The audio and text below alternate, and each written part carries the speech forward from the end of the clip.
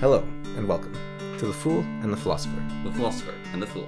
Yesterday I was on YouTube and I was just browsing around because that's what most of my day is just finding stuff to fill my day until I can sleep and wake up again. Yeah. Sort of. It's not that bad. That's not. Used to be. It's a bit less bad now. A lot more Here's My Magic now. But I saw that the Dark-Eyed Musician was streaming. Yeah. And I don't know if you've ever watched her videos. Don't think so. She's like 1,500 subscribers maybe. Yeah. And so fairly small channel. She has done a lot of songs based on the Way of Kings series. Yeah. Whatever that's called. Stormlight Archives? Stormlight Archives. And so over the years I've heard one of her songs, especially the Parashende song, the Storm of Reckoning, I think it's called. Yeah. Quite a few times. And I thought, why not? I'll click on it. She's got like 6 people watching her. I'll just watch. And she was singing May It Be by Enya from The Lord of the Rings. So I listened to that and it was really well done. She's a great singer. Yeah. So I just commented, wow. And when she finished singing, she went and read all the comments she had gotten. And so she was going through the comments and she said, oh, yeah, thank you for that. Thank you for that. Oh, thanks, Lord Cameron. My name on YouTube. And she said, I haven't seen your name here before. Is this your first time watching? How'd you find me? And so I just typed a message like, I've just listened to your Parashende song quite a few times over the years. Mm-hmm. And she said, oh, wow, that's great. Okay, 1 second. And then she put a link in there. She's like, there, you can get a high quality download of that for free there if you want. And thank you so much for watching. You can stop by every Monday at 9 p.m. I'm going to be streaming. And just the artists and a tiny bit of gratitude, it goes a long way. Yeah. It was on the lost episode we talked a bit about this, the idea of creating relationships with your stores rather than becoming faceless entities where you just go to the cashier and you check out the price, like where you can barter, where you can talk, where if you're in a good relationship, they might give you something for free, or you might pay a little extra if they're in hard times. You might buy a little extra in hard times. And I actually read an account where, I'm not going to be for or against this, but there was a store that wasn't enforcing, this wasn't here, this was in the United States somewhere. Yeah. Someone was just talking about this. There's a store that was enforcing vaccine passports, and the store wasn't. Yeah. And because some of their customers really didn't want it. And the store got fined for it, and they said, yeah, we'll take the fine every time because we're loyal to our customers. Mm-hmm. And that's just another thing of the relationship that you get when you actually operate on a human level. Yeah. It's fairly special. And like, I think there's a lot of dislike, rightly so, for parasocial relationships where you think a streamer or a YouTuber is your friend. But on the other hand, it is very similar to a friend. I think they're probably about as much your friend, close to, because it depends how often they actually interact. Like on this level, she's actually interacting quite a bit. Yeah. If you're on someone like, well, let's say Hassan Piker, I think he's the biggest Twitch streamer out there, right? Really? I think so. He can't be friends with his audience, even if he wanted to. There's just way too many people. Yeah. And so even if he wanted to be friends with every single person, he can't be. So you end up with this relationship where the one group of people feel like Hassan's your friend, let's say, but he doesn't feel like he's your friend. And that's not his fault at all. It would destroy him to try to be friends with everyone. Yeah, well, it's interesting. So there's a streamer I came across ages ago. I think he is called Mr. Anonymous. And his whole stream is, so he goes on to stream and he wears an anonymous mask. So he wears like a Guy Fawkes mask, different styles. And his stream is, are you feeling stressed? Do you just want someone to talk to you? Like whatever. Just come onto my stream and have a chat with me. And I'm not like a professional psychologist. If you really need help, you can go seek it. But if you just want to chat with me. And we were talking with him as a group of friends, basically on the stream. We're talking with him.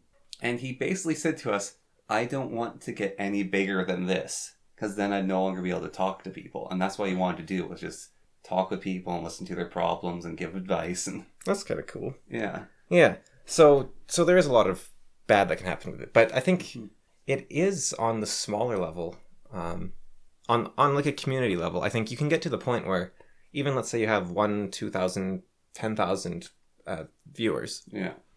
you can interact with them on the same level as a grocer could manage with his customers. Yeah. And I think there is opportunity to build a relationship there. Not that you should necessarily, but it's just interesting. I thought how... A weird case for me is, so I was doing recording last night on server, and no one was on the server. I honestly prefer some ways doing recording when there's no one on the server. Like, depends on my mindset, but it's like, no one's on, I can just get stuff done. I don't have to, like, type and chat with people. And guy joins on, and we're typing a bit, and they says, do you want to join the voice chat in Discord so we can actually do stuff while we're playing the game? And I'm always sort of like, oh, I don't know, because I have no idea what it's like going to be talking to this person in person, so to say, or not on purpose of just hearing their voice. But I agreed to it, and it's a pretty chill guy. But it's just that sort of weird thing of the first step of like, I don't know what I'm about to get myself into talking to them physically. It's kind of funny, though, because if you just meet someone, you're at the park and they're like, hey, you want to toss a frisbee? Yeah.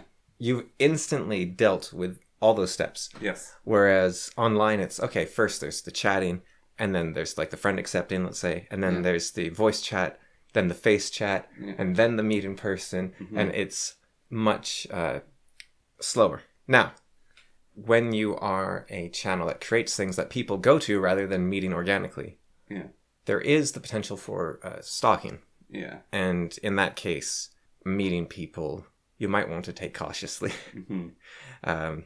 Because you can't be certain that the reason that they don't follow you and like everything you do is because they're obsessed with you or not. Yeah. Even and that can be at any level. People become obsessed about anyone. It's not like fame helps just because there's more people, but it can be just a person in a classroom that someone else like pays attention to, like stalk. Actually, so do you know about? I think we talked about this before, but I didn't get it quite right. But do you know about yandere? Yeah. The idea of not tsundere but yandere. So tsundere. I just know that they sound similar enough to me. I don't. So tsundere is where there's a person who acts quite harsh on the outside, but they are softy on the inside. So they'll like hit someone that they like to try to get their attention. Tsundere. So that's the idea of tsundere, I guess. And so yandere is the idea that it's an idea of obsession. Yeah. So you think that one person is responsible for all your happiness, for all your joy, for all your emotions. So what stalkers feel, essentially. It's kind of like arrogance, but you're putting that arrogance onto someone else. Kind of. It's it's borderline personality disorder, actually. Or cluster B within there. Yeah. Not narcissism. Narcissism isn't like that, but all the other cluster Bs are kind of. In some ways, narcissism is actually the nicest of the cluster Bs because you can just call the person a jerk and get on with your day. Yeah. The other ones, they're people that they are so hurt, it's like an aura around them that hurts everyone else. Whereas narcissists, they're horrible to their children. Narcissists might be the worst thing to have as a parent. Yeah. But for the rest of the world, they're just jerks you can ignore. Of course, for the rest of the world, you also often don't know they're narcissists because they spend a lot of time crafting the personality. Yeah. And they're not doing this intentionally necessarily either. This is like narcissists aren't conniving, evil, like wondering how to rule the world. They're just, their natural way of being is, how can I get what I want from this person? That's also how that's all cluster Bs work. It's just different reasons. Yeah. Narcissism is to fuel my greatness. Cluster B, it's to stop the pain inside me. Yeah. So, and also narcissism, everything in the world revolves around them. Yeah. And so they owe you the things, whereas cluster B, it's sort of like, I mean, like the rest of it, like borderline, it's like kind of like they owe it to me, but instead it's more along the lines of, if they cared about me, they'd do this for me. Why don't they do this for me? Like, why don't they let me be happy? Yeah. So everyone else is, so I'm very similar to that.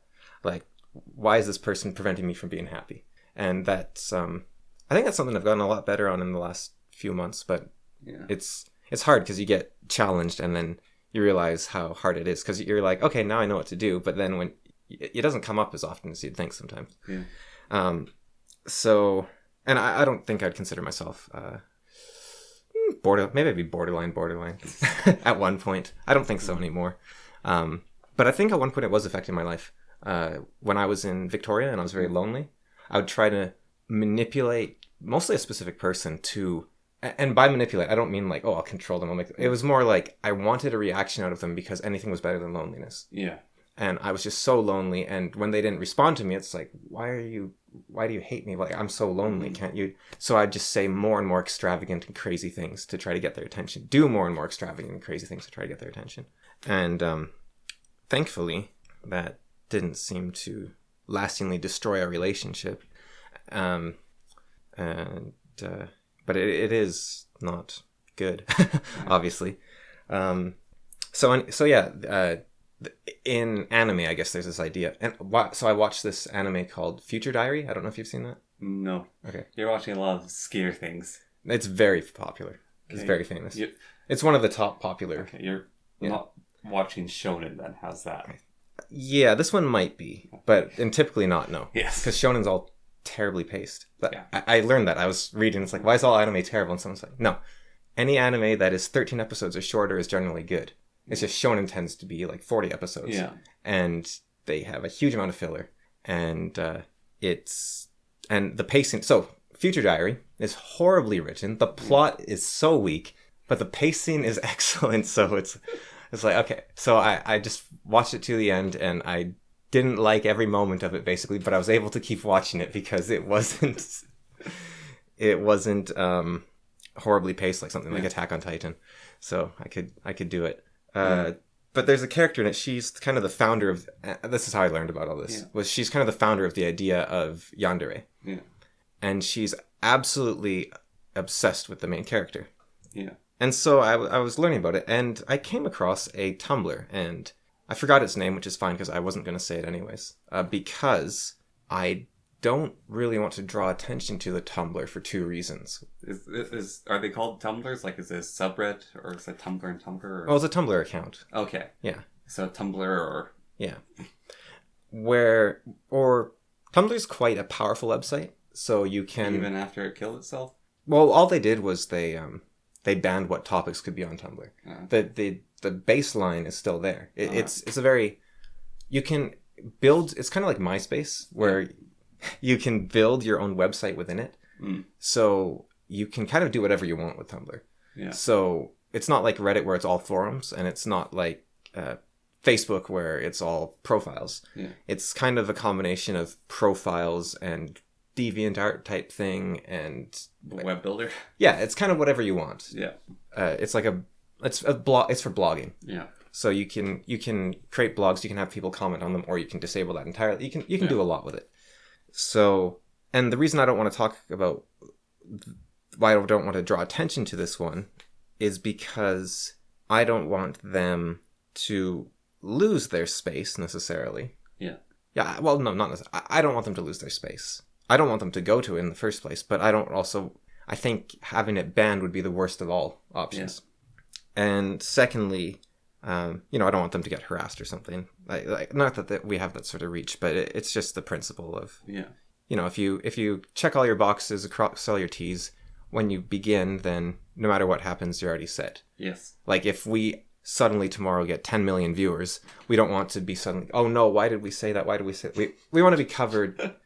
Like that's what a principled life is about. If everything you do is principled, it doesn't matter what happens around you. Yeah, you're just saying like you do all these things, right? So when I was editing our last podcast, starts out nice. We're talking about game design, going along through. I was just like, what was this about? So I'm going through. And then near the end, we like start talking about a few political things.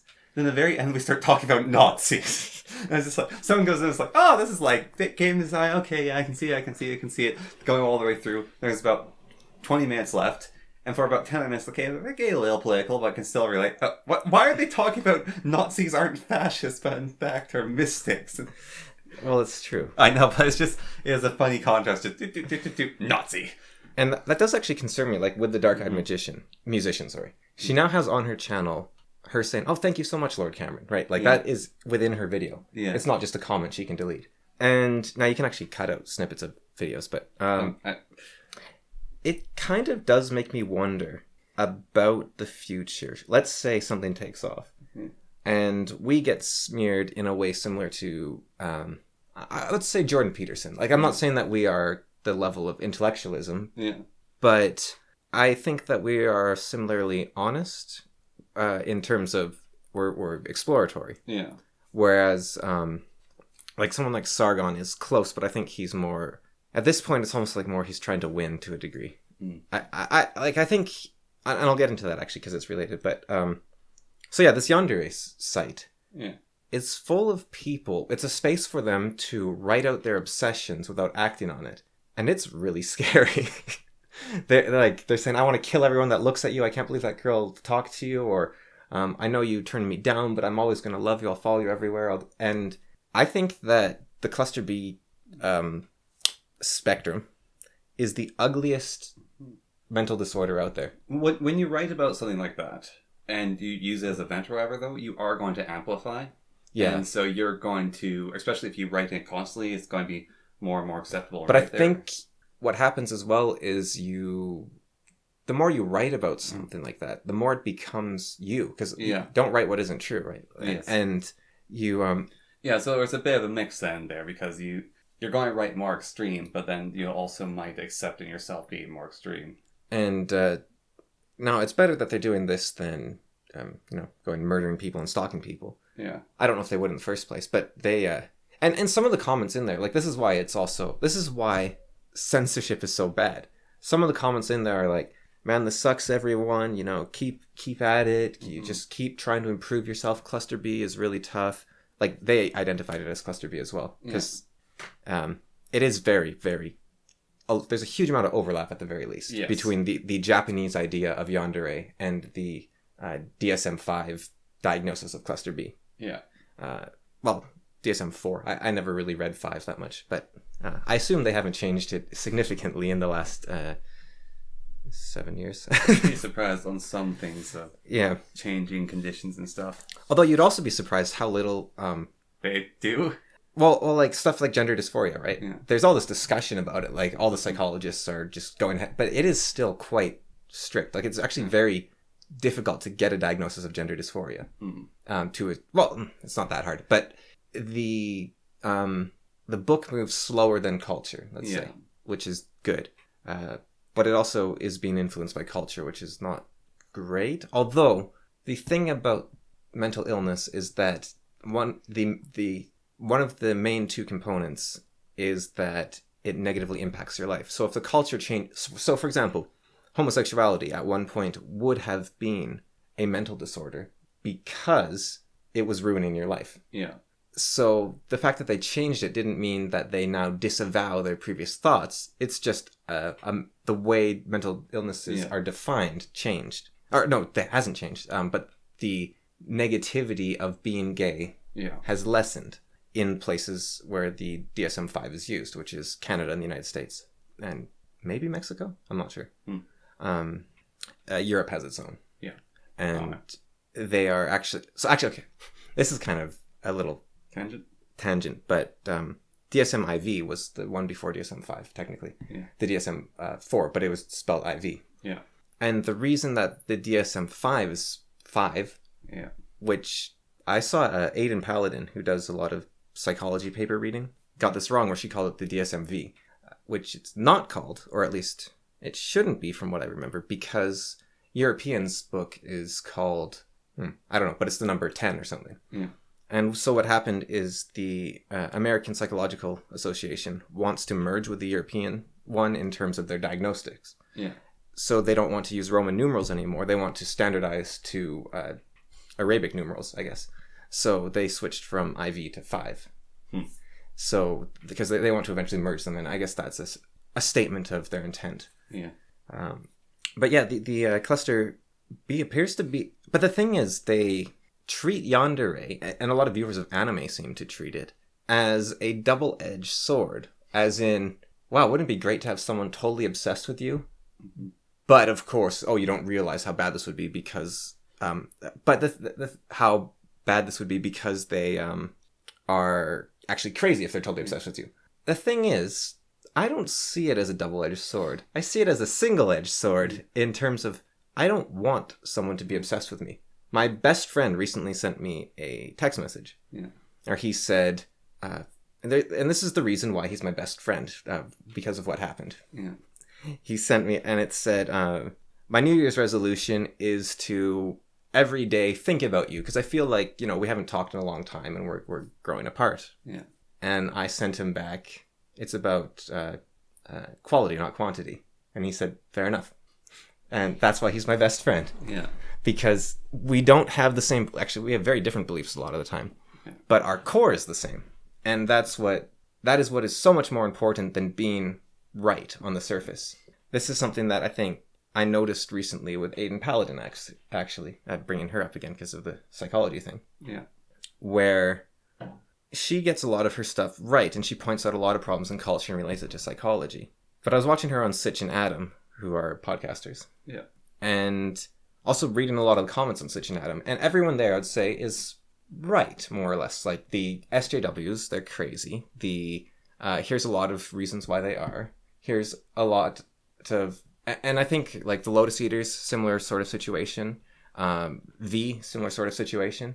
Where these people are correct about their diagnosis of society and culture. However, once the right, in quotation marks, takes over again, like the sort of D&D is satanic and daycares are satanic and all that sort of... Like, those people take over again, because they will at some point.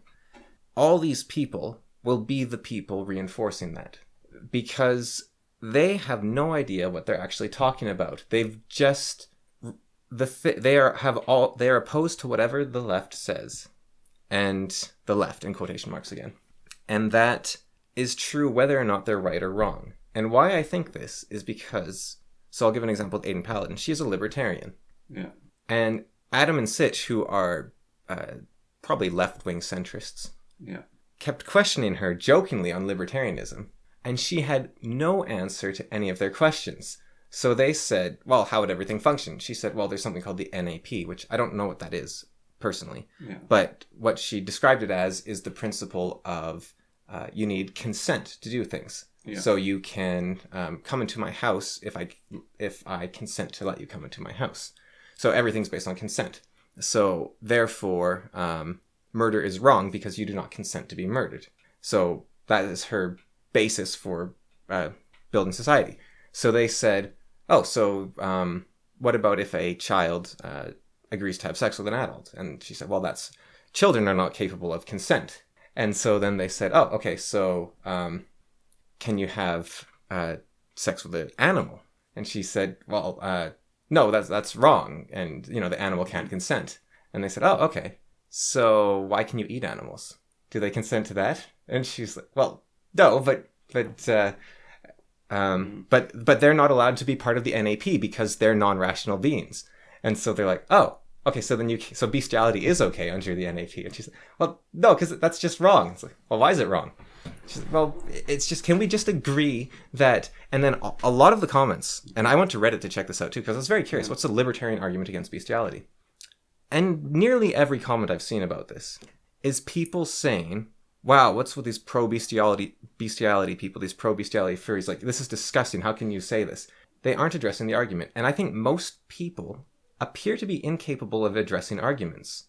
I don't think it's an intelligence thing, because I've known people with more and less intelligence that... Ouch. What? That are incapable or capable of arguments. So there's people who are, let's say, less intelligent, and they're totally capable of arguing something. Whereas there's very intelligent people who aren't capable of debate whatsoever. Yeah. So my best friend, for example, well, he's a fairly intelligent guy, but he is also very capable of debate. Yeah. Whereas there's people I've gone to school with who I'd say are it's kind of weird to talk about like intelligent levels of friends. But there's people who I would say it's fair to say are basically equivalent to him. They're also quite intelligent, went to university, did well in university, that sort of thing. Yeah. Who can't defend positions and can't debate. And if you bring up something that's outside of this sphere of what they just think is true, similar to what I was talking about last time with the moon landing, I think. Yeah. They become incapable of debate because your idea is ridiculous. Yeah. They're like, well, this is stupid. You can't debate. And you say, well, no, I'm asking a question. I don't... Whether or not I'm for bestiality, why are you against it? You can't... And they say, well, it's just wrong. So, I can actually come up with a libertarian argument fairly easily against bestiality. Oh, also cannibalism. What's the argument of cannibalism? A dead person, they can't descent, there's nothing going wrong, so cannibalism's totally fine. Uh, Prions are an issue, but that doesn't... it's more than prions. Purely if we're just going without morality, and you can get prions... Well, see, you already figured it out. All she had to do was say that libertarianism is a legal idea. It does not encompass morality. Yeah. So you would say, morally, bestiality is wrong. Yeah. However, it is not the government's place to illegalize. Yeah. With cannibalism, though, just quickly, like, prions do terrible things, but cannibalism, even without prions, destroys DNA. And but that's your choice, right? Yeah, that's your choice in a sense. Yeah, that's your choice until we get to the moral wrongs of it. Yeah, but it does also show a massive flaw in anarcho-capitalism, which is, sure, we can say bestiality is morally wrong, but there's still going to be people doing it because it's not illegal. Yeah. And so the question is, how much do you care that other people are behaving immorally? At which point, you want laws. And so you can't annihilate all laws. I think it's similar to, and so she wasn't conceding... Well, that was what happened in that city that got taken over by bears. Oh, so in the United States, there was a group of... So there's a state that's a lot easier to get away with laws, and they're kind of famous for having really low taxes. And so a guy moved to this one town and kind of took over and said, we're going to be a libertarian town. And a bunch of people, basically from libertarian Reddits or whatever, moved to that town. And the town very quickly descended into chaos. And then bears started moving into the area and started taking over the town and actually killing people. And turns out one woman was like feeding them donuts and grain. And people It's the tragedy of the commons. People are telling her to stop doing that. She's like, no, I'm not going to. And then other people said, well, we're just going to hunt them. But turns out bears are really... If you have no idea how to handle bears are really good hunters and very good at avoiding people. And then they're saying, basically, can we get park rangers to deal with this? And the park rangers pulled the top sure buddy move, which is, you defund us in this area. Yeah. We're not going into this town. You want the government to help? Yeah, you've made the problem. The ranger is just like, yep, nope, washing your hands of it. They should have put a pool together to hire them as mercenaries. Yeah. Well, there was groups, roaming gangs going around with guns. And then the park rangers also released statements like, in this state, it is illegal to kill bears without a permit, and so we will arrest you if you are killing these bears. So, it also brings up a very interesting question, because I don't like it when laws dictate morality. Mm-hmm. However, when something like bestiality comes up, I think, well, that seems pretty obvious that it should be illegal. You shall not commit an abomination. Yeah, and I think... So the opposite argument to the animals can't consent is, yes, you shouldn't eat animals. However, morality has to be founded upon what is possible, and humans need meat to survive. Yes. Or at least animal products. I think vegetarianism is possible and healthy for a decent number of people. I don't think veganism is. I think you need animal protein at some point, even if it's just cheese or something. There's probably a handful of healthy vegans out there, but I'm not 100% convinced. But everyone is different as well in what they can eat. So maybe laws should dictate morality, or maybe we should just say, well, animals can't consent, therefore you can't rape them, essentially. But we will allow eating them as it is necessary. However, she also said, well, I just really like eating extra meat because I just like it a lot. And so if you're eating out of pleasure, then you're hedonistically violating morality, which is not a good look for libertarianism. Now, I am not saying that libertarianism, look how dumb it is, they can't build roads, there's bestiality and whatnot. I think small government is a great thing to aim for, personally. And there is a lot of room to work out a lot of these ideas. But I don't think that means the whole system should be thrown out. I also don't think taxation is theft. At the most, I would call it coercion. Yeah. Theft is where you have something taken from you, and that's that. Yeah. This would taxation is more along the lines of if Santa Claus stole money when he came into your house, you might hate the present he gives you, but he is giving you something in return. I mean, or if Santa uses the money he steals to give nukes to Israel or something, or Pakistan. But there's also the whole thing of, so without taxation, sure, a road will be maintained, but then you're going on that road, and the road maker is standing there with his shotgun and his 5 sons, all of his shotguns, and they say, it's $200 to use this section of road. And it's like, that's not fair. The last guy's section of road was only $10. But the thing is, if the section of road if the toll becomes higher than the cost to hire your own mercenaries, then, like, it can't get higher, right? Yeah. If he says this costs $10,000, and you say, I can hire 6 dudes with guns for $1,000, your move. And that... Yeah, and then you get the Wild West. Yeah, and that is kind of what a purely libertarian society would be like. Which isn't necessarily a bad thing. Some people might like that idea. Like, there is a reason people went to the Wild West. It was to actually live in that environment. They wanted to get away from all that regulation. They wanted to have freedom. And I think, look, it's more dangerous. It's more chaotic. But that doesn't mean it's less good. And I think that's something that a lot of Sitch and Adam... So Sitch and Adam are evolutionary biology-based ethics. So what do you call that? Evolutionary ethics, I guess? Sure. So they think that things exist for a reason because of how people evolved and how biology influences culture and human development and evolution. And they think science is quite good because of how it is human progress has helped humans like avoid diseases and solve problems. But there is not really any reason to say that increasing scientific knowledge improves quality of life. That's the argument of the Tower of Babel.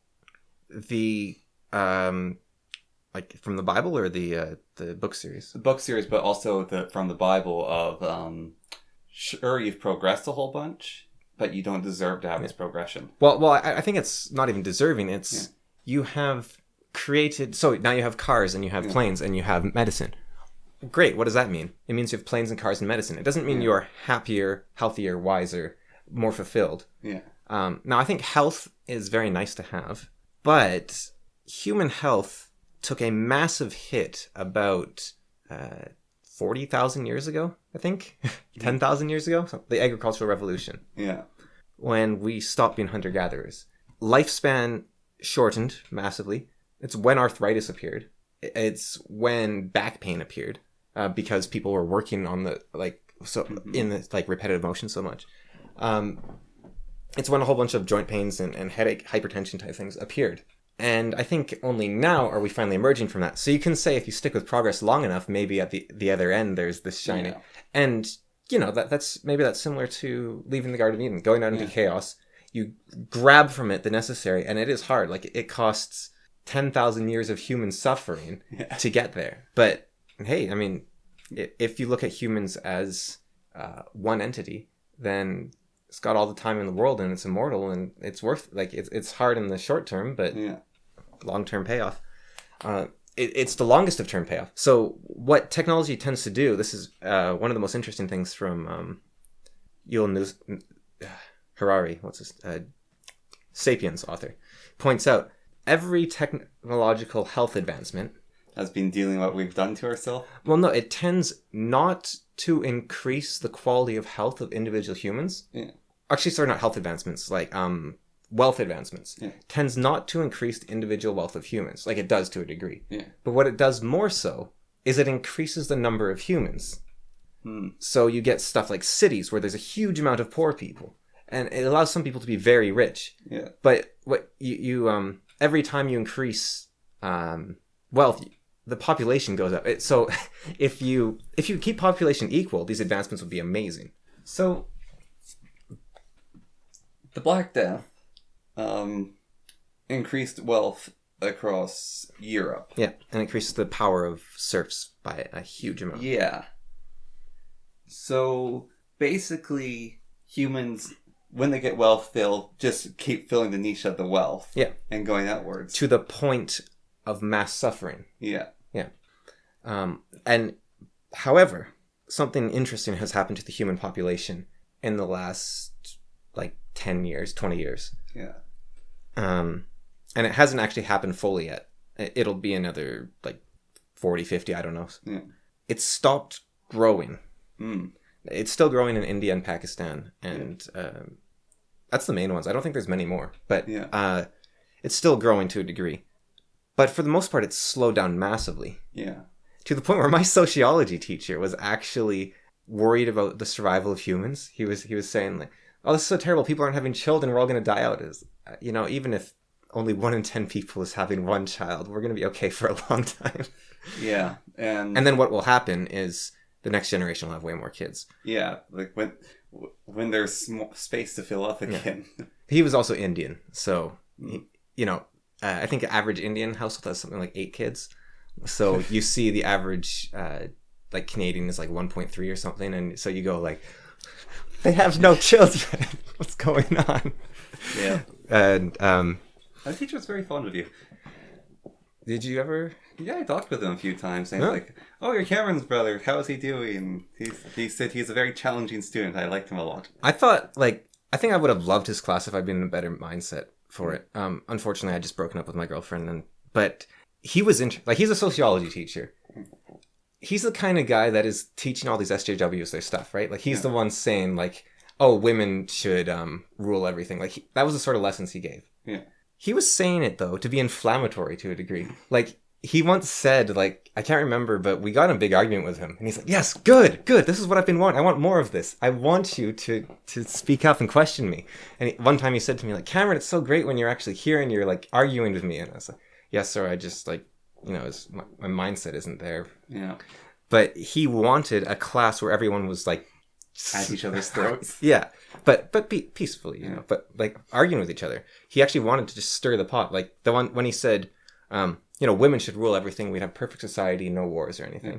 I said, like last chapter it pointed out that that women tend to be more vengeful and that men suffer much longer from breakups. So if women were in control of everything, and you'd have a lot more depressed men, and you would have potentially more violent wars, more vicious wars, just according to this section here. So I think it would probably be about the same. Because obviously there's other aspects where like women would probably be... actually, the main advantage of matriarchies is it keeps your population low, which prevents violence because there's less men. Yeah. Because it's not because men are necessarily violent, although they are. But it's because if you have a bunch of men and not much space or not much food or not much whatever, they're going to kill each other for it. Yeah. So when you have women in charge, so if a woman has like 6 husbands, you're getting 1 kid every year from each of the 6 men. You're condensing your population hugely. Whereas if you have 1 man with 6 wives, he can have 6 children every year. So you there's a degree of population control, as long as everyone's faithful to their spouses. So it's milkman. And there's something really interesting where the value of children tends to determine what children people have. It's just an evolutionary thing where if it was way more advantageous to continue in your genetics to have... So with humans, men can have way more children. So it's far more advantageous to have a male child. Yeah.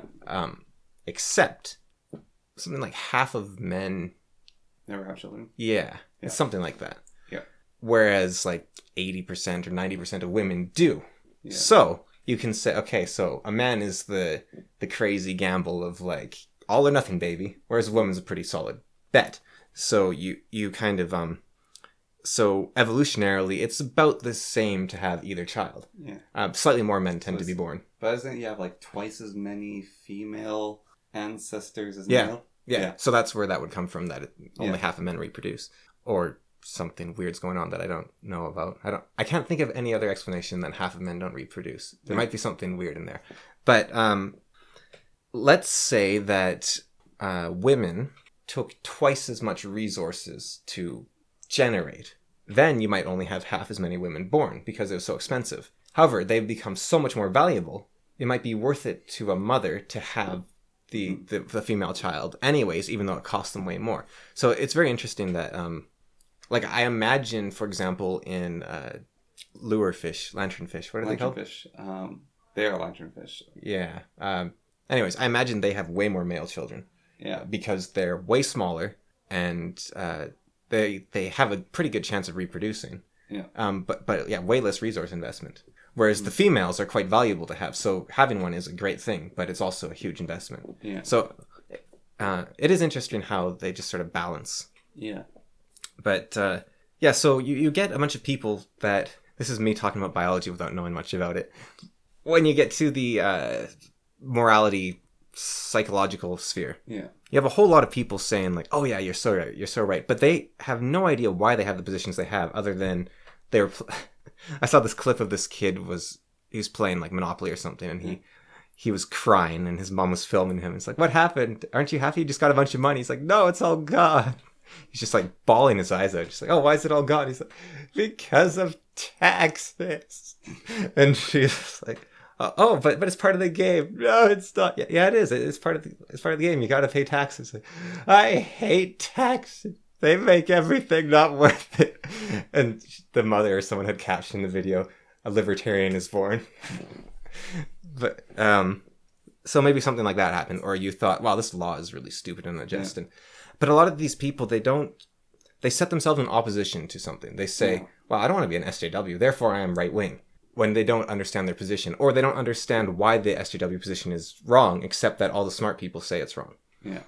And you get so I think that it appears that most people are incapable of understanding their own position, maybe? I don't know how to put that exactly, but a lot of people seem to just want to be fanatics. Exist in opposition rather than for their own moral... So one thing you see... Okay, here's a great example. You were talking about Reddit seems to have this weird hive mind thing. Yeah. Well, it's not... It's like an echo chamber that just amplifies thoughts. So, I don't know if you've heard of The Bible Reloaded, the YouTube channel. I've heard of it and never watched it. Okay, so they did, about 5-6 years ago, a collaboration with Sargon. Yeah. Both atheist channels. This was back when Sargon was about 50-50 atheism and feminism, I think. Yeah. And so they did a collaboration together, and they all had a great time. They said, thanks for coming on. They said, yeah. And there's a lot of atheists on the internet, and a lot of atheists on Reddit. It's sort of the center-left position is atheism. Oh, I got out of this, I'm enlightened. I got away from that stupid religion, atheism. Yeah. I hate religion. Yeah, whatever it might be. Brings about all the world's pains or something. So, the Bible Reloaded recently made a video talking about how, like, Jordan Peterson's basically a Nazi, but he covers up his face. Like, he hides it. Like, the Red Skull was a great critique of Jordan Peterson. That, like, they were talking about how great that was. They read 12 Rules for Life, chapter by chapter. Yeah. And they said, like, every chapter is a dog whistle pointing out, like, Nazi ideology. And they, There's a joke I want to make from that could be so taken out of context. But it's basically, oh, well then Nazism isn't so bad.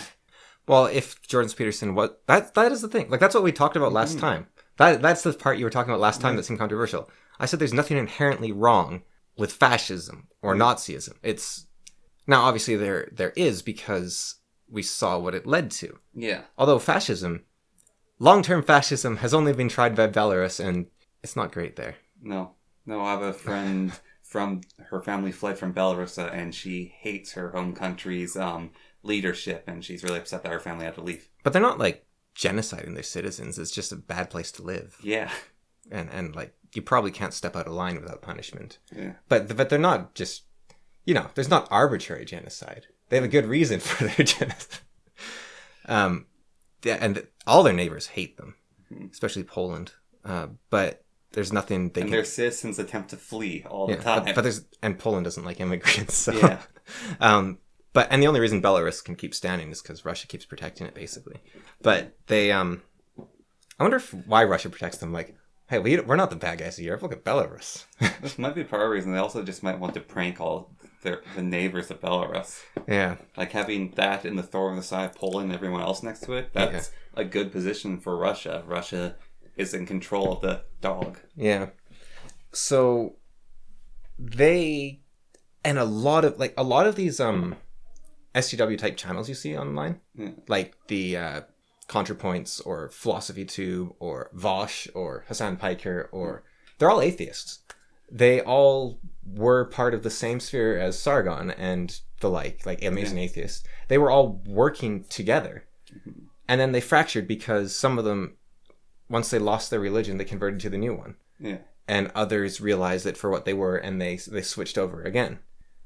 So someone like Sargon managed to avoid two religions. But the question is, will he dodge the alt-right when it comes? And I say, in Sargon's case, yes, because he was the first person I ever saw anywhere arguing against the alt-right. He was the first person that identified it, as far as I'm aware. I'm sure there was people before him slightly, but he was like right there, one of the very first. But someone like Aiden Paladin, let's say, but her, like, I don't want to pick on her. It's just she was the one that made me really start thinking about this. But especially a lot of people that watch these videos, they are the ones that are going to just, as far as I can tell, keep pivoting because they never had a position to begin with. They just rejected the stupid one and then found their new religion. Yeah, well, it's funny. And because they don't understand their position. Well, it's funny how sort of came across ideas like Sargon's and sort of like expanded from there. I mean, part of it literally came from, I was playing a video game and our mom commented that like, oh, it's a game like Sweaty Basement Men's Fantasy because there's like attractive girls in it. Oh. And it was Dota. And one of the things about Dota is men aren't allowed to have shirts in it. But I was just sort of like, huh. And so I looked up sexism, video games, that sort of thing. And I came across Thunderfoot. Well, no, I showed you Thunderfoot because John Oliver had a really negative view on one of his videos, and you asked me, wait, why is this one so negative? And I said, well, Anita Sarkeesian isn't someone people like. Here's a video that explains it. Yeah, and so there was sort of that thing, but also came from, so in our high school we had the Social Justice Club, and which gave food to poor people, gave clothing to poor people, did fundraisers for charities. Yeah, like and real. I was a part of that. And some people sort of made fun of it because the idea was changing over time, like made fun of me for being it. But I actually really believe in fairness and...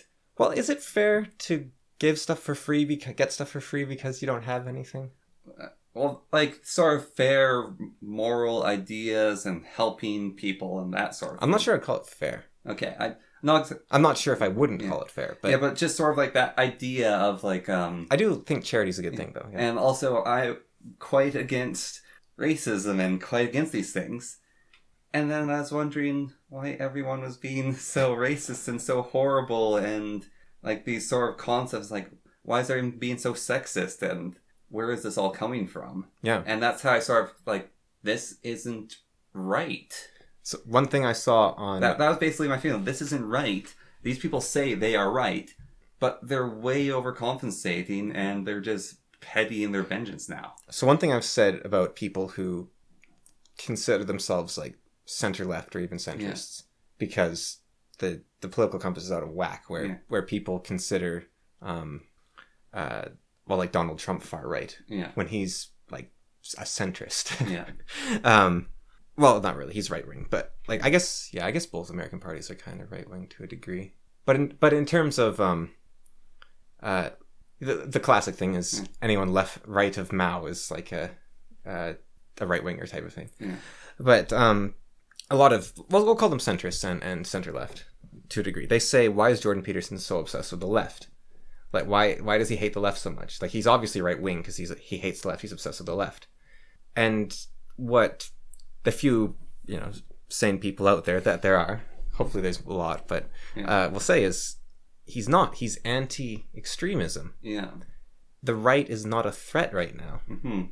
But there is an interesting thing where apparently a lot of far-right groups, like, Ku Klux Klan types, KKK types, Richard Spencer types, hate Jordan Peterson because he keeps stopping people from joining them.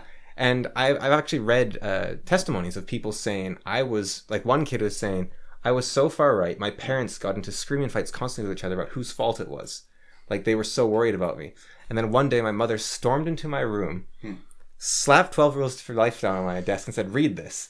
And he read it, and it saved him from like extremism, basically. And I mean, I haven't read it. I kind of want to read it now because the more I hear about it, the more I'm like, Yeah, well, sounds like there's some good stuff in there. I got her dad to read it, and it's kind of an annoying process to get him to read it, because I was saying to him, you should read this book, because I think you've gone through read a lot of self-help books, and this is basically the equivalent of self-help, oh, I have my problems or whatever, and your friend's like, oh, maybe you should do this. And you just have that one friend who just slaps you so hard your eyeballs roll about. And it's not saying, it just doesn't want to coddle you, and it's just a lot of ideas, I guess, and there's a lot more to it than self-help. But he's saying, yeah, no, I agree with the 12 rules. There are a lot of good things, and just like the 12 rules. It's like, the book's a lot more than just rules. Like, it's not a book and you open up and then it's like, rule 1, rule 2, rule 3. No, it actually... He agrees with the rules? Yeah. Clean your room? The man who's run for office with a room like his. Clean your room before you try to change the world. I guess you can agree with something without doing anything about it. Yeah. Yeah, finally gone to there's a total difference between agreeing with something, understand something, knowing about it, and actually doing anything about it. Yeah. They're totally different. And that's you can't change people. Mm-hmm. So that's one of 2 reasons why I'm against giving people self-help books. Yeah. Now, if someone gave me 12 Rules for Life, I'd be totally happy because I am actually very curious about reading it. But give someone a self-help so book. You can't change someone, and secondly, it's insulting. Yeah, exactly. It's sort of like, you need to get fixed. Yeah. Our dad actually gave me a self-help book once, which I really didn't appreciate.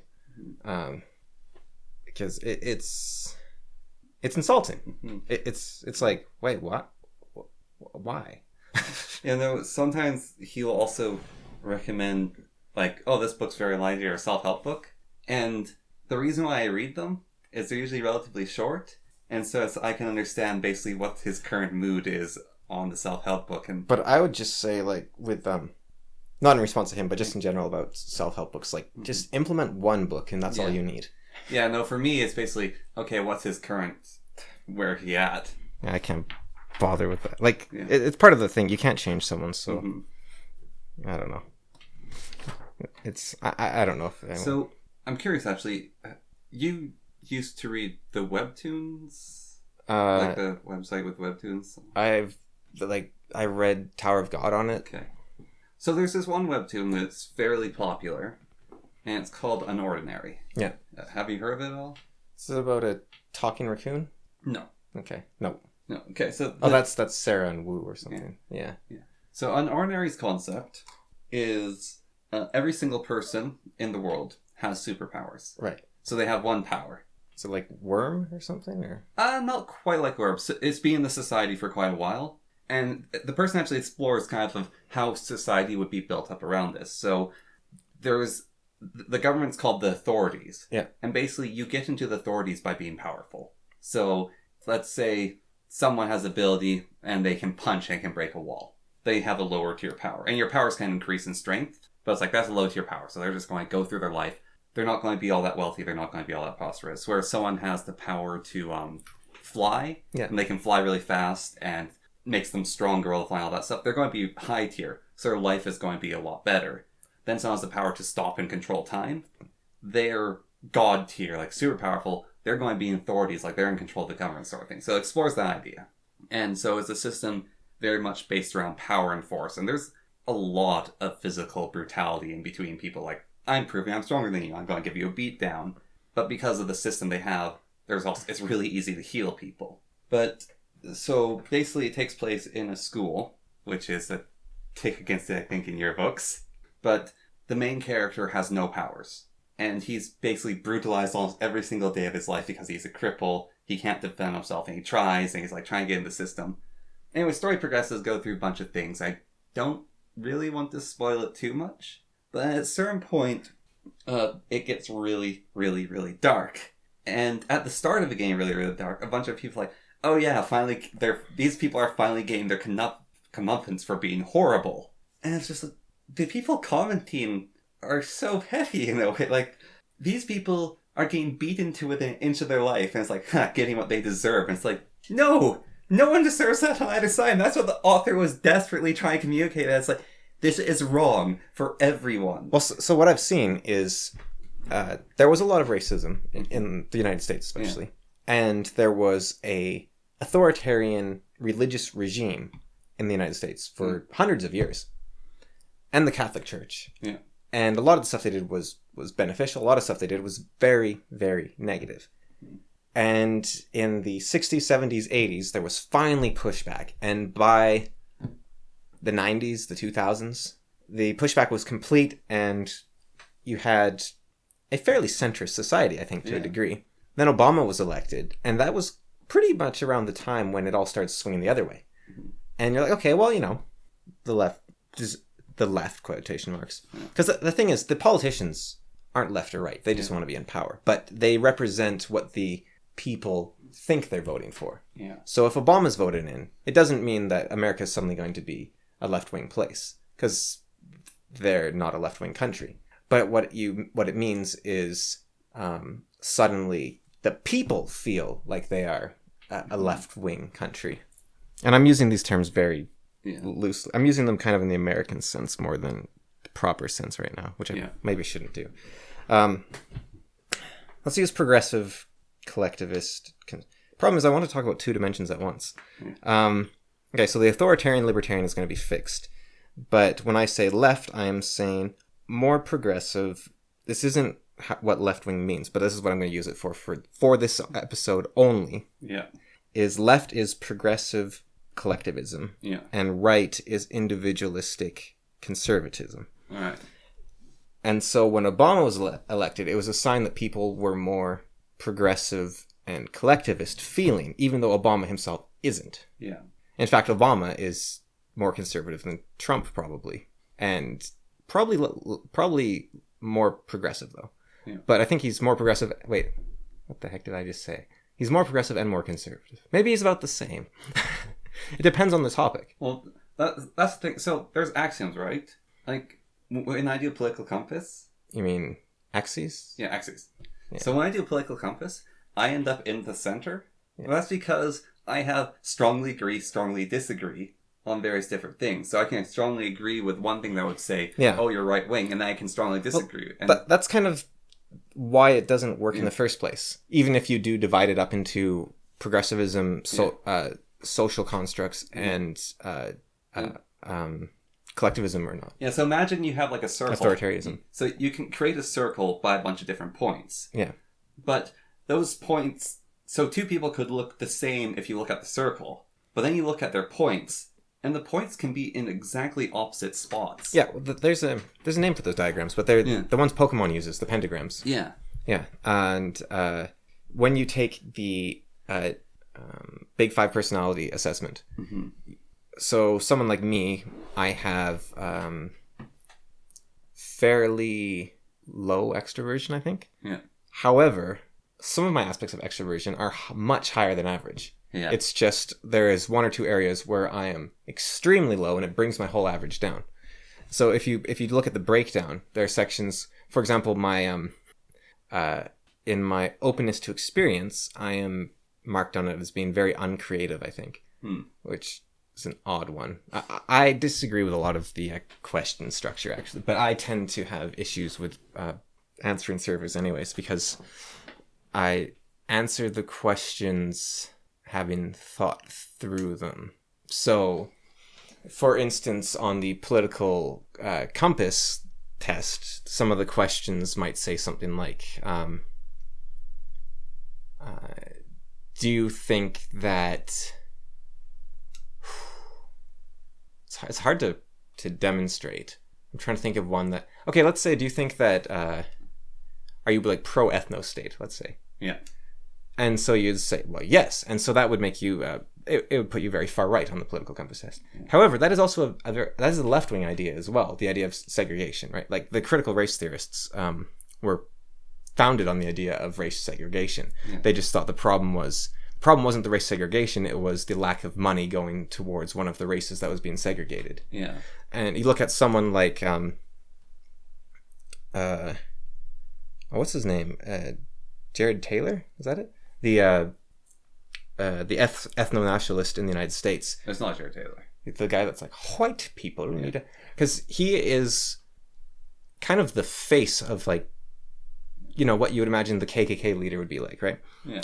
I think it's Jared Taylor, but I'm not sure. But anyways. It's definitely not. But what he would say is, like, you know, everyone but white people needs to leave the United States. And you'd say, okay, so this guy is, like, super mega racist. Yeah.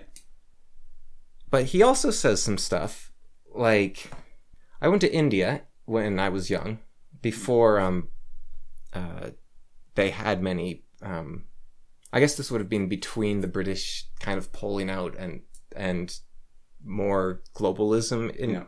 And so he's like, it was just pure Indian people everywhere you went, basically. Indian culture only. No outside influences. And it was lovely. I love visiting other culture. I love seeing other cultures. I love going to them. So what he wants is little pockets around the world of very intense, concentrated cultures so that they can visit each other and experience each other's cultures and have that sort of... I want to say cross-pollination, but that's not right, because he wouldn't want people to import them. He wants them to be little stands you go and visit, and they don't influence the other stands. Which is an insane idea, because there's, like, no place on Earth where you could organize the people properly to do that. Yeah. Like, the Sentinelese, I guess, they've been there long enough that... If you went and visit the Sentinelese, they'd attack you. Yeah, but they can have their own place, right? Yeah. But the United States is not a... Why is that for white people? What is white people? Like, that is a ridiculous concept. Yeah. Is it for the Dutch? Is it for the Italians? Is it for the Cherokee? Is it for the Lakota? Is it for the Cree? Is it for the Blackfoot? Like, who gets the United States? It's a ridiculous idea. Yeah. You would have to destroy the United States. You'd have to give New York to the Dutch. You'd have to give... Or the Italians. You'd have to give... like California, the Northern California to the Blackfoot. You'd have to give like Mexico to the Navajo or something, like, or Texas to the Navajo. Like, it's not feasible. And then you have to do that all around the world, and you just... I mean, we gave Quebec to the French. Yeah. And everyone hates them. Yeah. Actually, though, like, there is a stigma in Canada of a lot of Canadians don't like the way, like, it's a joke, but actually they don't like Quebec. Like, conceptually, they don't like Quebec. Yeah, and Quebec tends to be the annoying whiners, like, in terms of cultural consciousness, because they always want the special privileges, and they get the special privileges. Yeah, and that frustrates the rest of Canadians. And that's kind of... it's not the same, right? No. But the Jews in Germany and Austria were the elites. They were... Now, the difference being that they earned their elite status, whereas Quebec was given it by the government. Yeah. The Jews were just... They had a religion which allowed them to work with money, and it allowed them to become very wealthy, and they have a culture which is very focused on your children. It's give everything to your children, do everything for your children. Yeah. Whereas some cultures are a bit more just kick them out there, some are a bit more detached. The Jews are very much, I will take you to your first job interview and make sure you've got a good haircut, and like they're very chill, and so it's a bit less individualistic in some ways, although they are a very individualistic culture. But they tend to be very successful because of their culture, and also because of their historical background. They were able to be rich when other people weren't. Yeah. And it led them to being in positions of power. And they also tend to be some of the funniest people on earth. And I don't know if that's just because of their history of tragedy or what, but they tend to get into comedian positions for some reason. And I assume it is actually to do with their history of tragedy. Yeah. Because you probably have... you would have to develop quite a strong sense of humor to keep going. Like any of the Jews who haven't given up over the last 10,000 years there. Joe Rogan's transfer into comedy is he wanted to be a professional martial artist. Yeah. And so they'd be like in the change room with like all the people in his school or his club, I don't know. And martial arts is brutal when you're professional. Like, you get hurt. Yeah. And he basically dealt with that by joking with everyone and being really funny. And people just in his like circle of the martial arts who are brutalized, like his humor is basically what kept him and his friends sane. Yeah. And so that's how he transferred to comedy is, hey, I'm good at this. And out of the suffering we're all experiencing from being martial arts. So a lot of the first generation, second generation, whatever, they, like Joe Rogan, they earned their way into their position of power, fame, whatever, privilege, whatever you want to call it. And like the Jews earned their way in, definitely. And there's also probably a degree of solidarity where two people apply to a bank and one of them's Jewish and one of them's not, and they're like, hey brother, you need help, you're in, like you choose the Jew. I imagine there was a degree of that in the past. I don't know if that would happen now, but their position, though earned, caused a huge amount of resentment against them. And it has done that again and again throughout history. They also, for some reason, decided to choose the name God's chosen people, which can raise ire.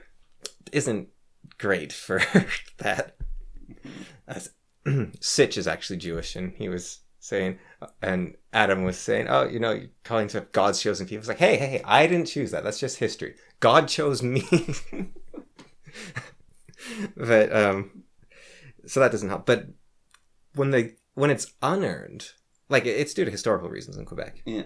But today it doesn't look like that to us on the ground. It's just Quebec gets special privileges. I mean, even like all the money is going to the French school for funding, and it has 20 students. Like every government service needs to have a French interpreter. Yeah. They always have to have like 30% of the vote or something. Like no matter the population of Quebec, like they've got all sorts of. They can ignore any law they want in Quebec. They have the power of the veto, and so any law that's passed for all of Canada, Quebec is allowed to ignore. Everywhere else in Canada has to be bilingual. Except Quebec. Yeah, which is just French. Yeah. Well, they can choose. But yeah. Street signs everywhere in Canada have to be bilingual except in Quebec. So when the Jews earned their way, they got a lot of hatred. When you have people that sort of flout their way into a position of privilege, it creates a lot of resentment. And I don't think it's something you should do. And, I think that the white-only schools and whatnot, that probably was a terrible, terrible idea. Yeah. Now, the black population's quite small, so when the majority are the privileged class, at least there's not going to be a rebellion, I guess. But you do not want to put the minority... So, actually, it is a concern, isn't it, whereby if the critical race theorists become annoying enough, it could bring about a new generation of hatred towards minorities in... Well, that's happening to a certain extent. The approval rating for... Well, transgender people is down like crazy. And homosexuality. Homosexuality even. Yeah, and the reason for that, so a group did a study, it's something like 10 years or more study, and they basically looked at towns which had the most over-the-top gay pride parades and sort of sections of the town that get taken over by the rainbow. So I don't know exactly there, but it's like a very gay part of town, and how it spills into the rest of the community. And over the years, people have gotten more and more annoyed by that, and so the approval has gone down. Yeah, and I think what I was concerned about with like Sitch and Adam's viewers, let's say, is already there's a bunch of people who are watching them, and saying, oh yeah, you're right, not because the principled argument of rejecting extremism, but because they agree with the critical race theorists that black people should be set apart from others, but they disagree in the way they go about it, let's say.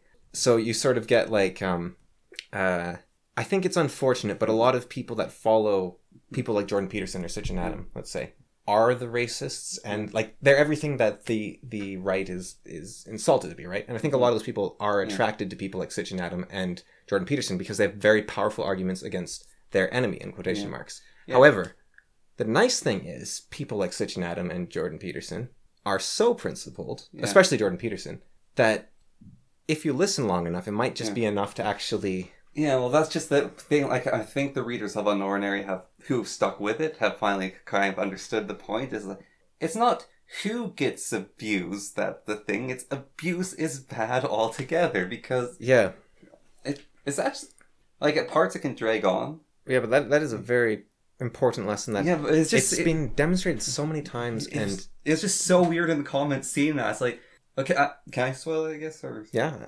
Okay, I don't care. basically the main character is being crippled. He gets abused all the time. Then it turns out he's super powerful. Yeah, he's super powerful, but in an interesting way. Yeah. Which is, he can clone other people's powers and use them against them. Mm-hmm. But if you fight him without using powers, you can beat him. Like, if 10 people, without using their powers, went and attacked him, he would lose. Yeah. And so, but it's not even that... here's the different thing, though. So, he turned out to be super powerful. But why he had no powers is he was hiding it because he knows he abuses power and he can't trust himself because he's an absolute maniac. And so, he starts brutalizing people. Like, someone wins a fight and then they walk away. When someone's down, the main character would continually punch them while they're on the ground. They're like bleeding and like can barely move and send them to the hospital. And his best friend's actually stronger than him. And she eventually stops him. But basically he breaks the system. And then a bunch of people try to fix him. Like, we're trying to do better. And he's like, you don't deserve to have it better because I didn't have it better. So now that you're trying to change, no, you don't deserve that because it wasn't good when I needed it. And so I'm going to continue beating you. And it's like he had this ridiculous amount of hatred and pain. And it's really interesting. Is the whole concept is like, no, you don't deserve a better world. It's a very important message. And it's being done so many times. Mm-hmm. Like there was that school teacher who said, there's a study came out that green-eyed people are just smarter and better than everyone else. And can't argue with the science. So we're just... And they started... like ganging up and picking on all the non-green-eyed people, basically. And then she said, oh, wait, new study came out. It was actually the brown-eyed people that are like the special ones. And you'd think that the people that have been tormented for the past week or month or whatever it was she did it for would be like, oh, wow, we really didn't like it when they lorded it over us. And no, they became the ones doing the lording over instantly. Yeah. And this, like, she demonstrated this with her... She then had her teaching license revoked because you don't do that with school children. No. But the point was made. And it's been made throughout history again and again and again. And like stories like this. Yeah. And I just think it's funny how you said, oh, it's this thing. But it's like, I think it's one of the few stories that actually handled it well. Of he has no power, then it turns out he has one and he's ridiculously strong. But he is corrupted by power because he didn't have power his whole life. Then he got it. And then he was corrupted by it. And then so he decided to stop using it. And then when he started using it again, he went straight back to being corrupted by it. But this lesson in this story throughout history has been said again and again and again. And nobody listens. Just no one listens. And it's, it's kind of disappointing in a way. It's that's why that guy's my best friend, is because I know that he, at the core, and that's the kind of people you want to be friends with, ones who, it's not about their surface. So Malazan talked about this, where the people who were sort of the dictators of the Letharas said, should we arrest these people that are banging at our doors and marching with signs and whatnot? And he said, no. The moment our ideology becomes more popular, they'll be our most fanatic followers. It's the people who criticized them and criticize us you have to look out for, because they will never join us. Those are the people we have to get rid of. Because like fanatics, they're easy to sway one way or the other. But the people who actually think about have a principled position. It's not just my tribe, the best tribe, my tribe's bigger. And so what's going to happen in the next... It happened very fast, the atheism to SJW thing for most people. So that's going to splinter again. And I mean, it did happen to a degree with Brexit, where it was pro... I don't know what you'd call it. Government versus not, maybe? Pro-authority versus not, maybe? And I think it's going to happen again, and it's going to be... I don't know. I don't know what libertarians maybe that become the crazy ones. Like I think there's like all of these ideologies. They're looking at something that is good, and they just have absolutely no idea what they're doing when trying to approach it. Like atheism has skepticism within it, which is very important. And the SJWs, they have the idea of charity and kindness within them, and yet they're the least charitable people around. Like literally. Like it's conservatives who are the most charitable. But they I guess they just took the lesson of Jesus to heart and don't pray in the streets like the hypocrites do. And that's where hypocrisy comes from. Really? Don't pray in the street? Hypocrites were people who would pray in the streets to show how faithful they were. Oh. And that's actually a very interesting lesson by Jesus. Don't pray in the street. Yeah. That actually... Uh, I mean, that speaks to, again, part of my dislike for gay pride parades. And I mean, it's not even, like... I don't think it's virtuous to be gay. No, but it's a pushback against fear. Yeah. But what has happened is the commodification, the reification, I guess is what you might... Well, I don't know. Commodification, let's say, of... Which happened in Jesus' time with the hypocrites. Yeah. Of, virtue, obviously. But what you have is being a victim is the most virtuous position out there. So okay, this is something huge, actually. There's an ad on YouTube for deodorant, maybe? Like women's deodorant or something.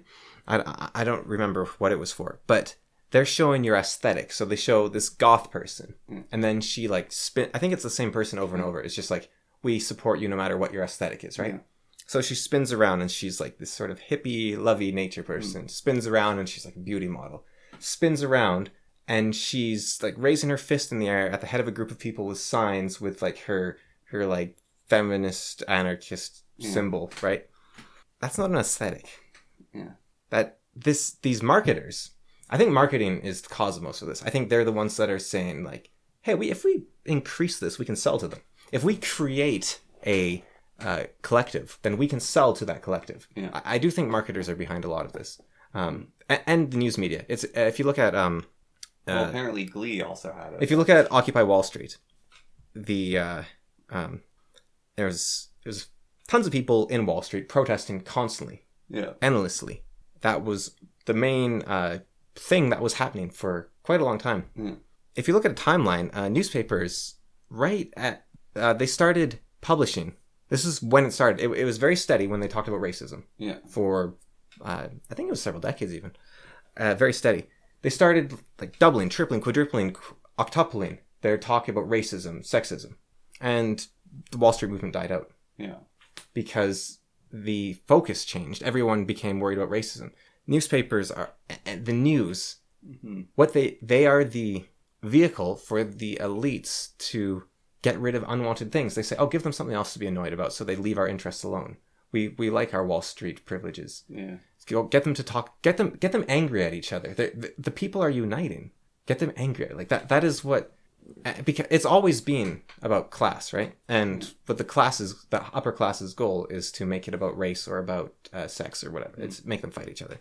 On the note of the victim thing, actually that's also covered in Unordinary, where the main character is standing in front of his biggest oppositions, who used to be the guy who ran the system at their school. And the guy is saying to the main character, you're not the victim anymore. Stop acting like you are one. And the main character is still very much, I'm the victim, you're all horrible. It's like, no, you are now a tyrant. It's like, no, I'm still the victim. You guys are all terrible to me. So, it's like, even he has all the power. He is the most powerful. And he still sees himself as the weakest. Maleficent and Wicked and Cruella, they try to humanize the villains by giving them a tragic backstory. Yeah. And make you sympathetic for them. Because sympathetic villains are the most popular kind. Everyone loves a sympathetic villain. Yeah. But they're these new people like Maleficent and Cruella and Wicked, they are entirely missing the point of sympathetic villains. Like the good sympathetic victims, like villains like Joker and I don't know, Nero. So Lord Glove, I'm not going to say this is good or bad. Like I did a good job, but I hope people get the right takeaway from this, which is not that, oh wow, he's complex character. He's forced to do this. How tragic. No, the point is that evil people can be virtuous. Yeah. Lord Glove is a bad person. Mm-hmm. You shouldn't okay, no, it's fine to like Lord Glove, but because he's meant to be likable, right? But he's not a good person. Yeah. He is a monster. You do not identify with evil. And so in the Garrett P.I. series, he has this great line where he says, you can weep for the child, but that should not stop you from destroying the monster he became. Yeah. Well, Saruman wanted to... he became evil because he saw as the only option, and he wanted to try to preserve good while being evil. And you can you can feel sorry for Saruman, but that doesn't mean you don't resist him. Yeah. And so with Maleficent and whatnot, they're doing the totally wrong thing of saying, well, they were justified in their actions. No, that's not a sympathetic villain. Yeah. That's an anti-hero, maybe. But they weren't anti-heroes. They were evil. Yeah. Cruella de Vil literally had 100 puppies. She was going to turn into a coat. Yeah, she's not exactly redeemable. Yeah. In any way. That's basically as evil as it gets. Yeah. Like, you have to get someone like Hades or someone to be more evil from Thursday Next. Yeah. Who's, I think, the most evil character in any fiction out there. And he, like, there's people that have done worse things. Like, you look at, well, just Genghis Khan. Like, he went and raped, like, thousands of people, right? And murdered hundreds of thousands. Yeah. But he was an environmentalist. Like, he lowered the carbon emissions of Earth significantly. And he was doing it for his people to a certain extent. Yeah. But Hades, even though he hasn't done all this, his morality is evil. Yeah. He does evil for its own sake, not for any benefit to himself. He is a selflessly evil person. Yeah. Which that's as evil as it can be, right? There's no reason for him to do the things he does except out of evil. Yeah. And he wants to watch the world burn. Yeah. Well, he just wants as much evil to exist as possible. Yeah, he wants the world to be a worse place. It's his categorical imperative. Yeah. He doesn't care about the results, Connor. It's about the means. He doesn't want the world to be a worse place. It's about getting up every day and doing your best to do evil. Right. It's about, you have to seek the infinite Brussels sprout. You have to at the bottom of the stairs. You have to go down the stairs. You'll never get to the bottom of the stairs, but you must aim towards the Brussels sprouts. And even if you get lost, you have to aim for it. Like, that is literally Hades. Yeah. And like, his sister is just incredibly cruel, but she doesn't have the moral purity of him. All of his siblings had to deal with him being the oldest among them. Yeah. Because he killed his own brother. He's the least, well, I guess he killed his brother, but he's the least dangerous of them, I think. He's said to be, or something. Like, his sister is supposed to be more powerful, I think.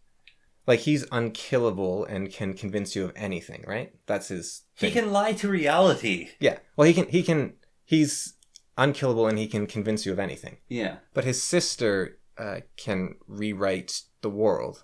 And well, I think it's just, he's not going to be petty. Yeah. Well, they couldn't beat his sister and they beat him. Did they beat him? Yeah. I don't remember how. Well, that car blew up and it's like, no, he's dead. And they killed him, didn't they? But Thursday said he isn't. You don't know him. But it's like, no way he could have survived. But they couldn't even catch his sister. She just, like, rewrote Thursday's mind and then... With a very cruel trick. Hades doesn't rewrite your mind, he rewrites the world. No, he lies to you. Well, no, you shoot Hades in the chest, and no, you didn't. You missed. No, he's a liar. Yeah. You'll believe all his lies. Like, I don't know if that means he actually got hit or if he's just able to change it. But... Well, the bolts didn't hurt him. But they said to him, you could be standing outside and he could say the sky's green and you wouldn't disagree with him. You just say, yeah. Like, he doesn't change the sky. He just... You will agree with him no matter what he says. Which is kind of what ideologues do, right? Like, that's sort of what... The reality is obviously that Jordan Peterson is not a Nazi. But these atheists, they were atheists, I guess, because it was like, they're always looking for the next persecution, right? Like, oh, well, if atheism becomes popular, then I'm a trans activist. And if that becomes popular, then I guess we have to kill white people because they're oppressing us with their existence. And that is, I think we talked about this. No, we didn't talk about it on the podcast, did we? But if your ideology says that a race of people is evil, and your ideology is such that to disagree with your ideology is evil, because you are ideologically possessed. Yeah. There will come a point when you are in enough power that, so whatever you do within your ideology is for the good of it, and anything outside of it is evil. Yeah. The only method left to you, I'm missing an important step here, but I can't remember at the time. The important step is, why would you not leave your ideology? So can you help me out here? You do not leave your ideology because it is evil to leave it. Because you have replaced God with your ideology. Yes, it is evil to leave your ideology because your ideology is what's good. Yeah, and so if you go against it, you're doing evil because your ideology is what is good. Yeah. And the reason that is because when you are a part of a group, you want to... I wrote this out somewhere, but not here, sadly. I will defend myself if questioned on it, but you will have to take me at face value for the moment. Maybe I'll try to put it in the comments or something, if I can find my argument. You are left with... I'll put it in the comments of this video. Yeah. Which will come out about 2 weeks after Valentine's Day. So Yeah. The only thing left is to eliminate the evildoers. And like there is no other option but to kill off all white people. Like if that they are the people you're against. So if your ideology is based on the old white people in places of power, you have to annihilate them. That's how the Jews were killed. It wasn't the Germans were especially evil. It was, if my ideology is good, then everything outside of it is evil. And because part of it is that white people are the oppressors, they are necessarily evil, and therefore they must be destroyed. It's a tragedy, but there is no option but to do it. Yeah. And that is where... so you can say, well, obviously they're not oppressors right now because there's so many more...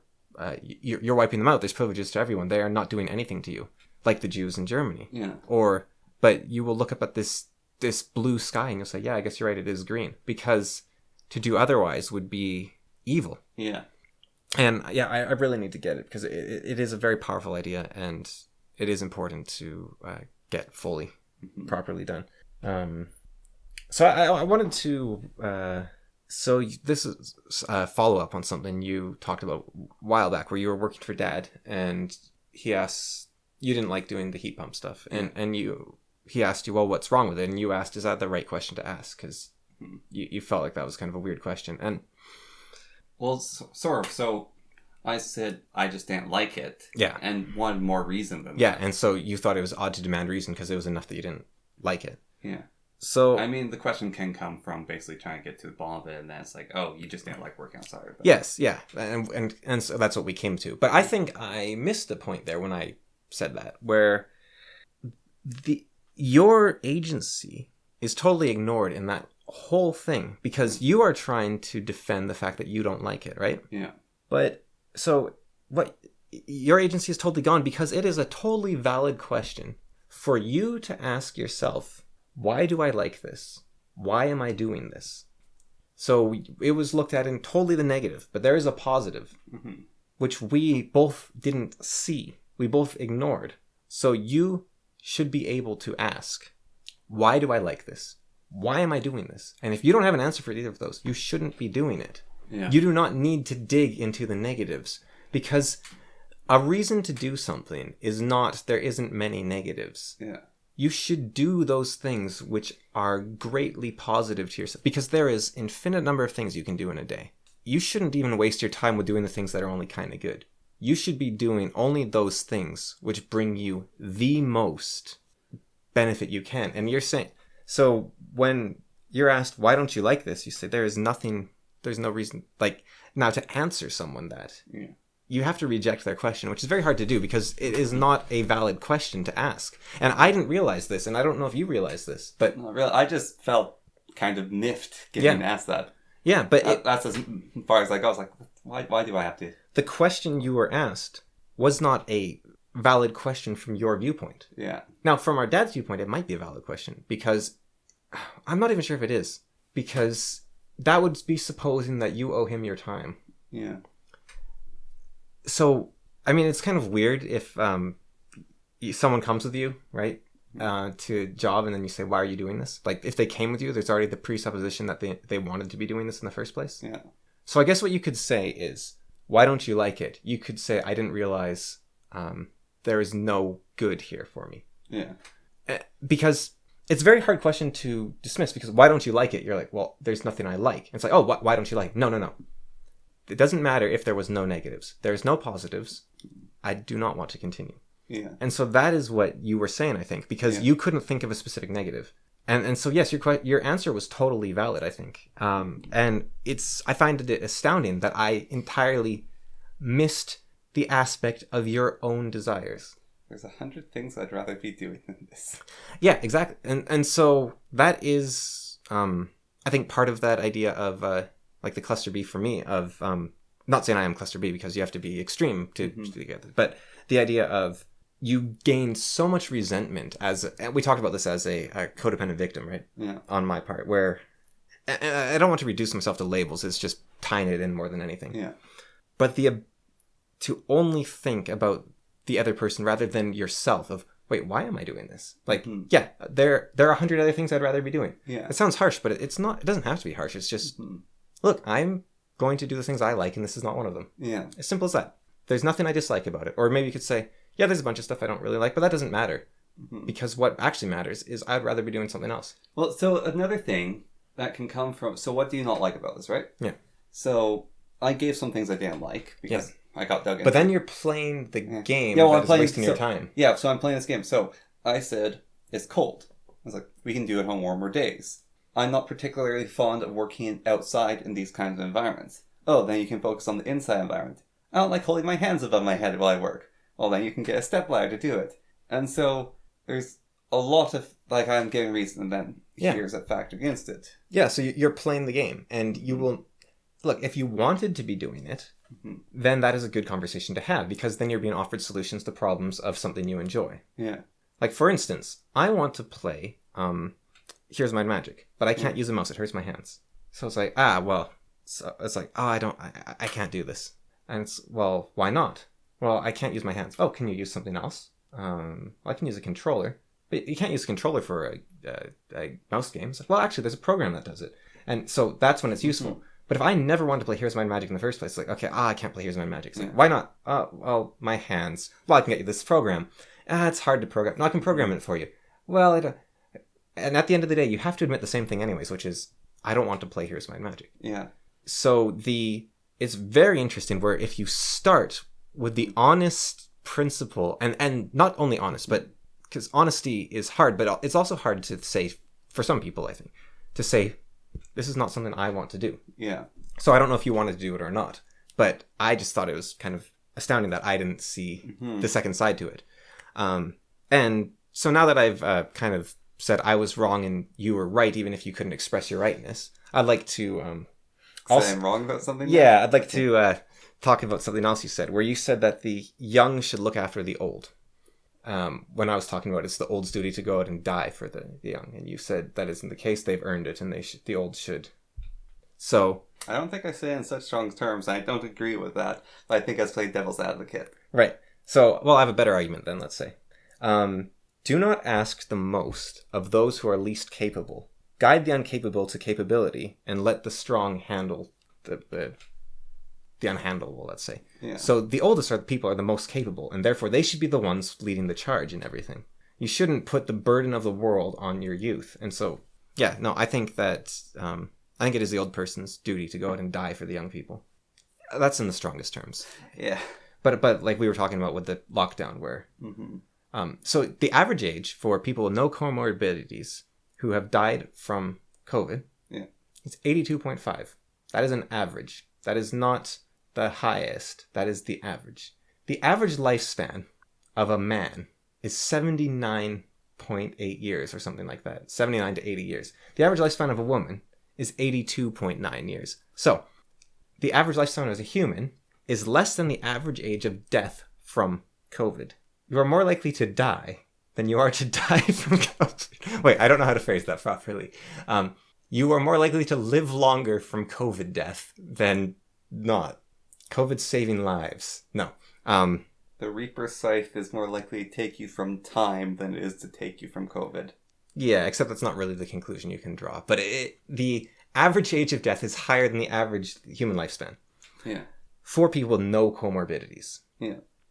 So, we shut down... So, now the number is very different when you add in comorbidities. But we shut down everything. Sorry, I'm just... You know, I don't know if you get it, but that sort of evil little voice that's kind of funny, but you know is wrong. I don't think that's...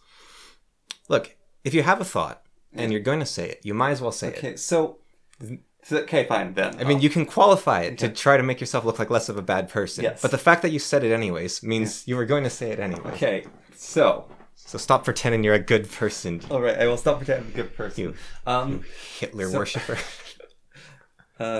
Corona is being shown to actually attack fat itself. Yeah. And being overweight is one of the Okay, highest. sorry.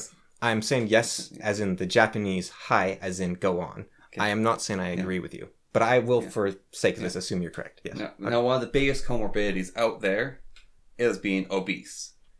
So, and it's a comorbidity is basically you are more vulnerable to things.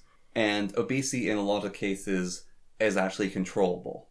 You can stop being obese. Now, another comorbidity is you have one lung. Yeah, or a car accident. Yeah. That is not something you can control. I have a friend who has a comorbidity, which is when they are born, their lungs weren't the correct size. Their lungs are covered in scar tissue. They can only breathe, I think, like 70% capacity. So they have a comorbidity that makes COVID more dangerous. Whereas a fat person could lose weight. Yeah. And so the thought was that COVID is basically a disease that is targeting people who are vulnerable because they made themselves vulnerable to it and they're not healthy. Yeah. It's like, honestly, like, you're unhealthy, so you're going to die. So if we had done nothing, let's say. My sort of thought, like, why I was laughing because I felt sort of disgusted or horrified by myself, is this is literally disease that's like, take that, fatty. Well, I think it was C.K. Lewis who has a joke where he says, look, so, like, peanut allergies are kind of genetic, right? And we put all these labels on everything, but, and the audience laughed a bit, and he's like, yeah, you know where I'm going with this. If we took off the labels, we could just sort of let everything sort itself out. Yeah. And the audience started booing him. He's like, no. You laughed at the first bit. You're going to hell with me now. Yeah. But the thing is, if we had done that with Corona, like we had just said, okay, let's let nature take its course, let all the old people die, we'd probably have a lot more deaths. Maybe not, but let's say we would. Let's say we have way more, mostly old people and fat people. Yeah. But we wouldn't have had nearly as many people dying from depression, sadness, overdose. We would have a much better economy, right? So is it not the old person's duty to be on that front line? So it's not to die. It's to fight. Yeah. When you're old, your job isn't to die, right? It's to fight. So I think that, I think that them being the most capable, the ones who are saying, we are not going to ask you to destroy your minds for us. Yeah. We are capable of fighting our own fight. You young people, we will protect your minds so that you will be strong enough to guide the next generation. And we will not, for the sake of because we think we will lose a fight, we will not, to our cowardice, destroy your mental health, your economy, and your social, familial relationships. Yeah. We, and the brave, the wise, will march out on the front line and fight for you. And I think that is the duty of an older person. I think, in a similar vein, I think that if you hear stories about children murdering their parents, or about beating their parents, getting arrested. I am of the opinion. So the one story I remember is a kid like smashed his father's head with like a wine bottle or something. I think his father survived. It was just concussion or something. He went to jail for assault. But I think if a child attacks their parent, it's the parent's fault. Because why is that child attacking their parent? Should that not have been addressed? Now, there are people like Commodus who, maybe Marcus Aurelius sucked as a father. Mm-hmm. Like, it seems cruel to make your kid an emperor, really, when he's like 16 or 17. Yeah. So maybe he was a bad father, but I think his other kids turned out okay, but they weren't made emperors. Yeah. So maybe it was Marcus Aurelius' fault. But I think sometimes there is just insane people. Yeah. But I think like almost every time when a kid has hatred towards their parents, let's say. Yeah. Doesn't even have to attack them, just hates them. It's the parents' fault. Like your job was to teach this person how to deal with these things such as hatred and resentment and anger and violence. You failed. Here's a case that's kind of odd, and there's a lot of factors to it even, but this sort of goes back to the older person's responsibility. So you're my older brother. Yeah. And I don't know where you stand on it, but in a certain way, I kind of see it as you are meant to look after me to a certain extent. Like, look out for me, not after. Look out is better. Like, yeah, I think so to a degree. And it's funny though, and like even instead, like you're sort of meant to protect me, and you've done that in different ways. Like I've learned things a lot sooner than you have relative to age, but to a certain extent, like, especially right now, you can't really use your arms. And I am bigger than you by a considerable amount. And I am, even when your arms are in good condition, in certain aspects, I was way stronger than you. But you're still the older brother. Yeah, no, I think it's the oldest brother. I don't think it's... Now, those that are more capable, sometimes you have to admit about capabilities. But I think, I think even like when, let's say, an old, like, 70-year-old mom takes a bullet for her politician son or something. Like, maybe the son could have... Or takes a punch. Or, like, I think there's a degree of... you look after your kids. And with siblings, it's different because you're kind of equals to a degree, right? Yeah. Especially if you're as close in age as us. Yeah, well, that's what I said to look out for, not after. I think there's a slight difference. Now, I think... I mean, I don't know where you'd stand on this or anyone. It's because this is a very personal thought, as in, it might just be me. Yeah. But with divorced parents, I think the older siblings become parents to a degree, whether or not they should. Because they're the only stable thing in their younger siblings' life. Yeah, well, they are an anchor. Yeah. And I feel like at times I've been too controlling, as in I have tried to be the moral authority. Not the moral guide, but the authority. So when we were at Disneyland, for example, when we were quite young, you wanted to go on all the rides. I thought every ride cost money. So I was like, we don't want to spend too much of our parents' money. Come on. So I was trying to dissuade you, just kind of on the sly, from like enjoying the rides. Or not like take away your enjoyment, but be like, come on, we shouldn't do that one. We should just go home now. We shouldn't do that. Or come on, let's not do that ride. So I was trying to like stop you from wasting our parents' money. You know what's funny though? I thought you just didn't like scary rides with lots of movement. Yeah, so it was very ineffective, obviously. Yes, quite ineffective. But I think also part of that comes, both of us, I think we're both incredibly stubborn people. Well, I think there is massive resilience in children. Yeah. And it is destroyable. Do not rely on it. Yeah. Do not count on it by any means. Instead, say, I made a mistake. Well, it's probably okay. But do not lean on your children. Yeah.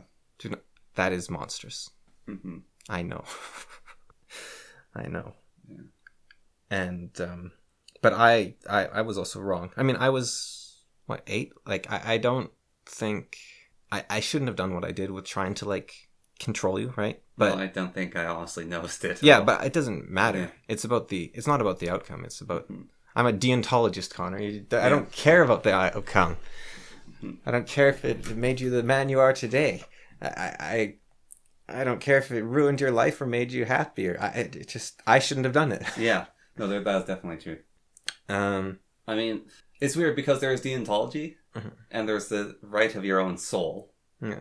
But there's also a certain part of, in me, and I think this is my willingness to forgive, I'm also of no harm, no foul. I'm to a certain extent of that. It's like, if you fail to murder me, I'm not going to trust you at the very least. Yeah, I'm going to draw a bit of a line that you failed to murder me, but...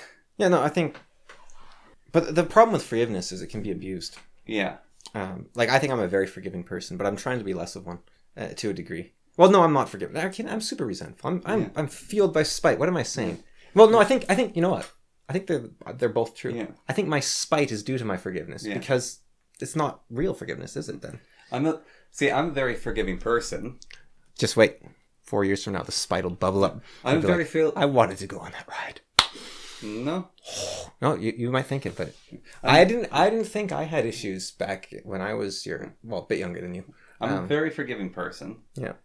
But I was very wrong about myself. I do not like being tested on that forgiveness. Like, it's not like even a 3 like. Yeah, no, you do not rely on people's forgiveness. Yeah, but I don't even have a 3 strikes. It's more if I judge it. Like, at a certain point, I'll just go, no, we're done. So, I was joking there. I think you knew where I was saying like, you'll be resentful. That is something that's probably okay to do to adults, even if you're not joking. Don't do to kids. To kids, you create in them the inverse behavior. So the one like, oh man, kids are so rebellious. Parents say that all the time. It's on all sorts of media. Yeah. It should not be, because maybe I don't know. Maybe I'm just the outlier that fell through society's cracks. I thought, well, I'm going to be better, right? I am going to not be rebellious. And it hurt me. Like, it really, really hurt me. Kids need to rebel. I was on that level too. Kids need to rebel. I was a good kid. Like, when I'd go over to my friend's house, like, especially one of them, their parents would basically remark on, like, oh, he's helping us with the dishes. He's doing all this stuff. He's so good. Well, I think, though, you did in some areas, right? Like, when we'd go on hikes, you'd complain a lot. That is a form of rebellion. Yeah. It's not huge, but it is a form of rebellion. And so you did have a degree of rebellion, which is good, I think. Now, I think maybe refusing the hike in the first place would have been a stronger stance. Yeah. Very hard to do when you're young, though, especially. Well, you have no power in so many ways. Yeah, and that's why I think parents are ultimately responsible for everything their kid does, because even if the kid wants to make a stand, they can't because they don't have any power. But they don't even want to make a stand because they have to be taught how to make a stand. Yeah. And if you never teach them how to make a stand, so you have to teach your kids how to rebel without allowing it to occur. So basically, you want to be a tyrant that your kid rebels against, and I don't know how to do that. Well, there's an interesting thing on that, because I've been asked before. It's like, how could we both have the grade 6-7 teacher we had? How could he like get you to do things I could never do? And I think it's because he actually... Well, wait. Go on, actually. There was a reward for rebelling against him. And he told stories about you. Yeah, he told stories. There's a reward for rebelling against him. He recognized rebellion. Like, he has... Romney, right? Rebelled against him a lot. And Romney reaped a lot of rewards from rebelling against him. Like, he went up to the board one time, and he's just so frustrated. And he drew a gravestone on the board. And he drew a stickman dancing on it. And he said, "That's Stickman. That's me." And that was hilarious. And Romney loved that. And it's like, also, you don't have to go at home at night with him. Yeah. Well, I think... Like, he is someone you can leave as well. And he'd punish you. Yeah. Like, I think, you know what, I think that's part of it. Yeah. He would punish you. Like, if you rebelled, he would punish you. He didn't reward it entirely. It was... You were rolling the dice every time. Yeah. But I think boys, at least, I don't know about girls, but I think, like, punishment is good. Like, you need to... Just punishment. Yeah, like, he would make you do 20 push-ups, or he would make you do lines if you said something stupid, slap you upside the head, hit you with a ruler. Like, he'd do that sort of stuff, and that was... Yeah. So what he was teaching you was, you obey me entirely, right? Like, I expect, or I will punish you. However, there is the... hidden within that, if you are, and he's trusting you to do this, which is great teaching, really. Maybe this is how you be the parent. So he says, like, if you rebel, I will punish you. Do not rebel. That is what he says. That is his actions. That is how he demonstrates. He's constantly telling the class a story about past students that were rebels. He's constantly laughing when a kid rebels against him. I think he quite liked me as a student. He has, like, no stories about me. Because I didn't really do anything against him. And I was resentful for years. I was like, oh, it's always the kids that were bad, like, students that they like. And it's like, why is that? But it's because you're supposed to rebel. Well, so the thing I got in the most trouble for with him, and... You're meant to rebel. Supposed is also true, but it's not what I meant. So the thing I got in most trouble for is our whole class had a snowball fight. Because it was perfect conditions. Yeah. And snowball fights aren't allowed. So he had to punish us. And so we all had to write lines. And because we were all writing lines, and we're all in the class writing lines, he decided not to supervise us. So he left. I went and took out a bunch of pencils because I had them. And I took a ruler. And I taped them all to the ruler. And I showed people you can write multiple lines at once and they can be convincing enough to get away with because no one has tie writing. And so everyone in our class did that. And we're going through it, and we're writing these lines. And everyone finished the lines really, really fast. And said, when you're done the lines, just put your heads down on the desk. We all finished our lines. We took out books and read. When he came back in, put, like, heads down on the desk. One kid didn't finish the lines quick enough, and he realized his tact afterwards. And so he wasn't writing with the ruler thing. And Mr. Harms said, "What on earth is this?" Our teacher's like, "What on earth are you doing?" And he said, "Everyone in the class did it." And he's just like, "What? How did y'all think that?" And people basically point out to me, it's like, he's the one that shows I'll do it. So not only did everyone else in the class have to rewrite lines, I had to write twice as much as everyone else And I started doing this because I'm slow at writing lines. I came up with a different way to multiply my lines that I didn't share with everyone because it's like, well, you revealed my secret. But he also basically, like, complimented me for being brilliant to come up with this idea that worked for a whole class. He's still going to punish you, but... Yeah. Yeah. No, it's, yeah. I think we can wrap it right there. It's a good story to end on. Yeah.